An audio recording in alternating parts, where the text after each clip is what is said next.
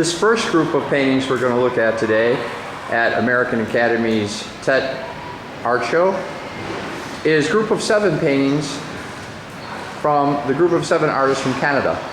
Let's take a look. This first one done by Harper is done by J.E.H. MacDonald. It's called Lake MacArthur, 1924. The major change he made on it was the color of the lake.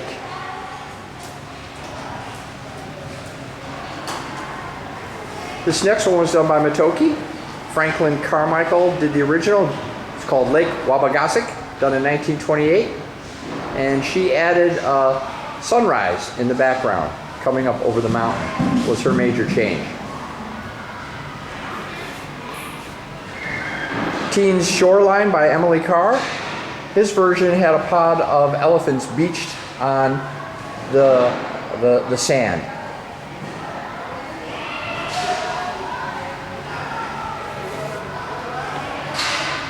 Nee's version of A.J. Casson's October Morning. And in her version, she added a great blue heron, which was a feature in another famous painting by A.J. Casson, which she added into this one. These paintings are all 100 by 100 centimeters, very large canvases. They worked all semester on them, put in a lot of effort. Here's another Emily Carr called Pastiche. She was associated, she wasn't officially in the group of 7, but she was associated with the group. She worked out of Vancouver, whereas the rest of the artists in the group of 7 all came out of Toronto. Stormy Weather Georgian Bay by Frederick Varley. And in her edition, she changed the color of the water to make it darker, and she added actual lighthouse that's not in the original, but that is an actual lighthouse that is in Georgian Bay in a different location.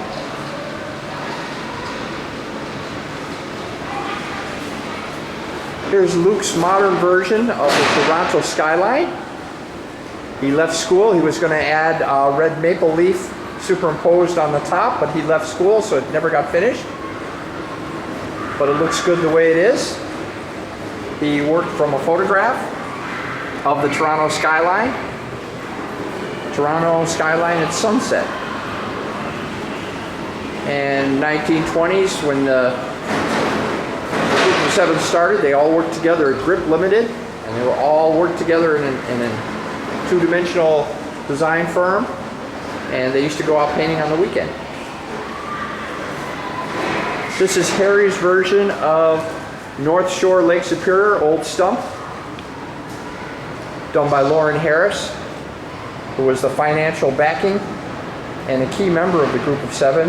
And this painting sold for a record $5 million, and it's the highest selling group of 7 painting at auction in history. Another Lauren Harris, this one done by Adam, called Baffin Island. When he gave his presentation, it came out in the research that Baffin Island is the 5th largest island in the world. I did not know that. Interesting fact.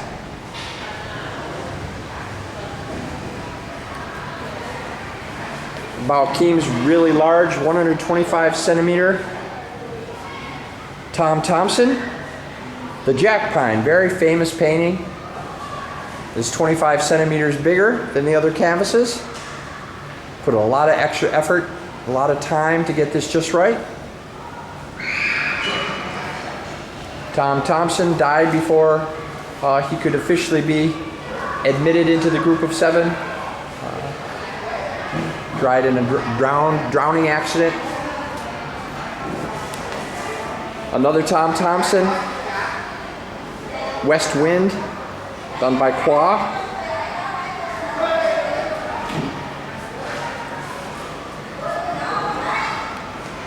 Sophie's Arthur Lismer near Cheticamp, Nova Scotia, 1940.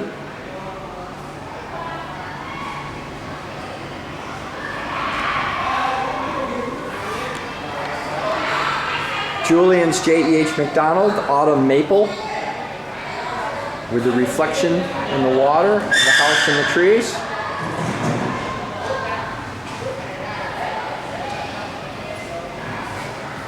Kevin's Arthur Lismer Evening Silhouette Georgian Bay. The clouds moving in and the reflection in the water. And the trees, which are so prominent in Group of 7 paintings. Paul's J.E.H. MacDonald, Lake O'Hara, 1929.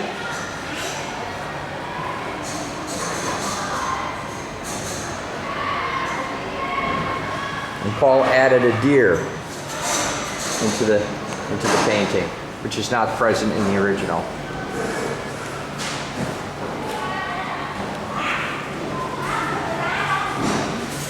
Hans Franklin Carmichael, Mirror Lake, 1929.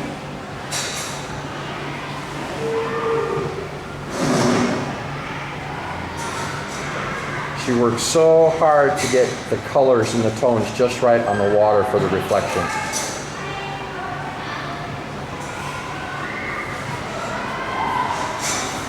Julie's Franklin Carmichael, Lone Lake. Very interesting with the clouds coming in on an angle.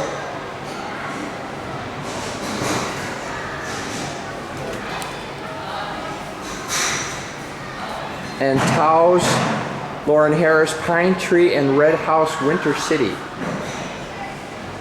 And she's going to add a dog in the lower right corner, Alaskan Husky. We still got a little bit more work to do on that one. Now we'll go down and take a look at the paintings at the other end of the hallway.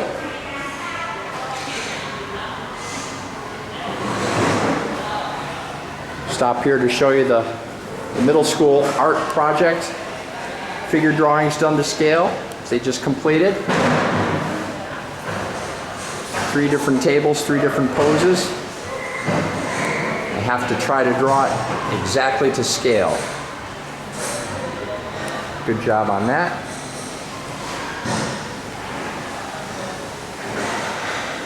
And over here, another middle school project. 1-point perspective drawings. Aerial perspective drawings.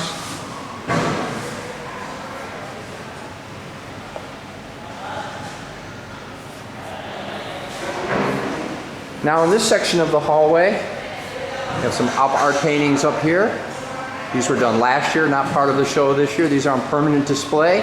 The students donate their paintings to the school to beautify the campus.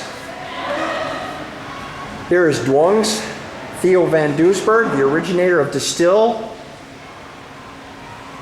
which means the style, sometimes referred to as neoplasticism.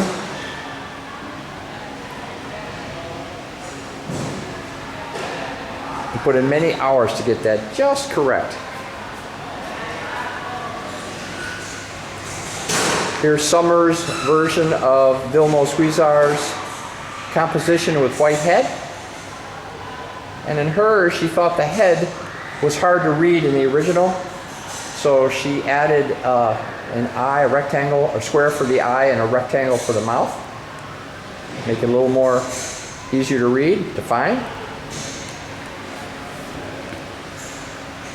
Tammy's Bolotowski, and she made this based on 2 paintings by Bolotowski, Abstraction in 1940 and City Rectangle in 1948. And she combined both those paintings that you see there at the bottom into one.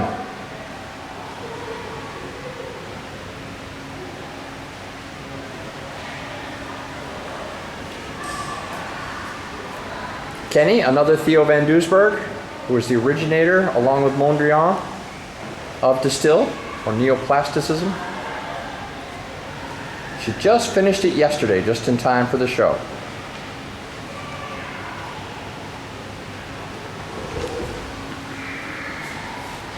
There's Jax Bolotowski, large architectural, done in 1951, and it is large. Have to put it on a chair because it didn't fit on an easel. Put a lot of hours into that one. Here's Quox Mondrian, my favorite Mondrian, Victory Boogie Woogie, done in 1944, his last painting. My theory is that he didn't finish it because they found it in his studio after he died covered with tape. And there's areas in the corner, it should be displayed like this. It's a diamond displayed painting, so it should be actually displayed like this. When it's finished, that's the way we'll hang it on the wall. Work in progress, got a little bit of work to go. He was absent the last 2 weeks of school, so it didn't quite get finished. We're going to finish it up this semester. Here's Selena's very ambitious diptych double painting. Another Bolotowski, double diamond, done in 1949. And we're going to have to attach the two canvases together for display purposes.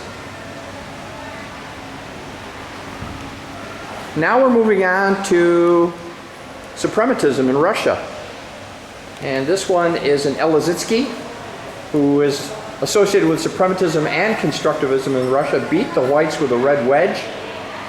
She translated the Russian in the original into English.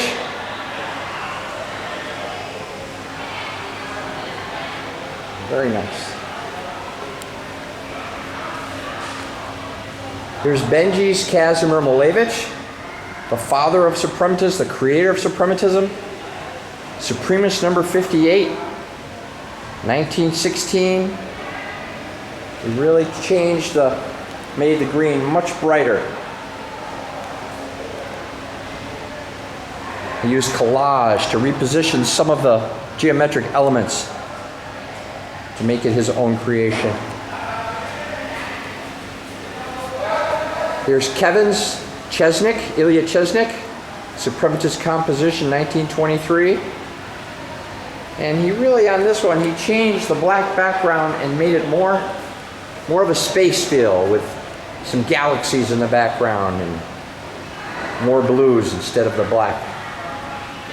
Give it a more Star Wars feel.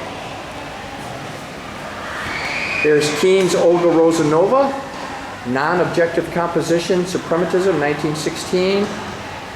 And he used collage to change the original. He kept the same shapes, and then he worked on it for several class periods, rearranging it, trying different positions until he found one that he liked, glued it down, and then reproduced it.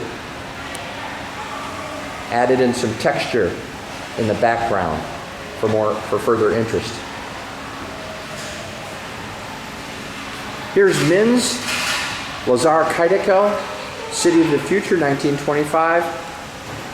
Very hard to take an architectural draft, an architectural drawing, and recreate it in acrylic on canvas.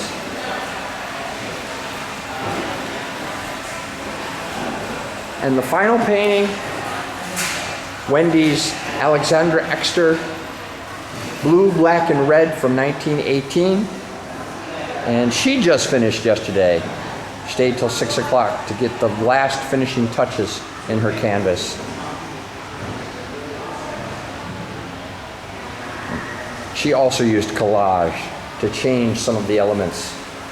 And a lot of these students had to change also going from rectangular format to square. They wanted to work large size canvas. We had large square canvas.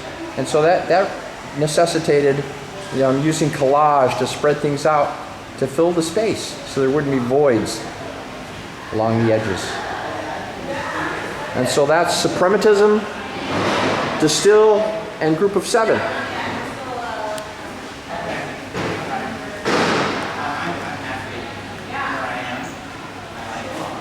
Do you have a favorite?